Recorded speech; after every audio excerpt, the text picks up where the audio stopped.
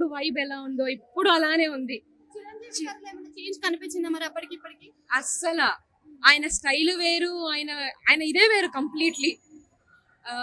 Happy birthday Chiranjeevi గారు. ప్రతి వారికి కూడా ఏజ్ అయిపోయే కొద్దికి క్యారెక్టర్స్ కూడా చేంజ్ అయిపోతాయి కదా. ఇప్పటికీ హీరోగా రాణిస్తున్నారు అంటే అది ఎందుకని అనుకుంటారు? అంటే వైబ్ కా లేకపోతే గ్రేస్ కా?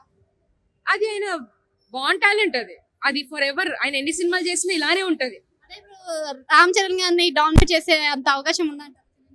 ఆబ్వియస్లీ రామ్ చరణ్ గారు ఇప్పుడిప్పుడు వచ్చారు, చిరంజీవి ఎప్పటి నుంచో ఉన్నారు.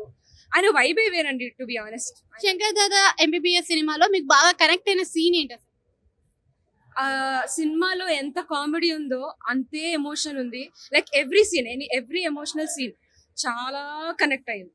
నేనైతే ఎస్పెషల్లీ చిరంజీవి ఫ్యాన్ కాబట్టి I connect for sure. Songs వచ్చాయి కదా, మరి థియేటర్ షేక్ అయిందంటారా? మామూలుగా కాదు, మేమే షేక్ ఆడించేసాం, సగం పేపర్లు చింపుకొని వచ్చుకొని బ్యాగ్లు వేసుకొని తెచ్చుకున్నాం అనమాట. మీకు ఏ సాంగ్ నచ్చింది బాగా? అంటే చేల చేల, ఏ జిల్లా ఏ జిల్లా అన్ని శంకర్. ఇదే జిల్లా.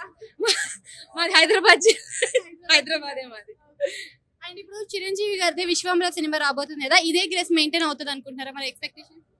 అంటే ఆయన అంతగా డాన్స్ చేయకపోవచ్చు, బట్ ఆయన స్టైల్, ఆయన వే ఆఫ్ డైలాగ్ డెలివరీ అన్ని యాజ్ ఇట్ ఈస్ ఉంటాయి, నో డౌట్.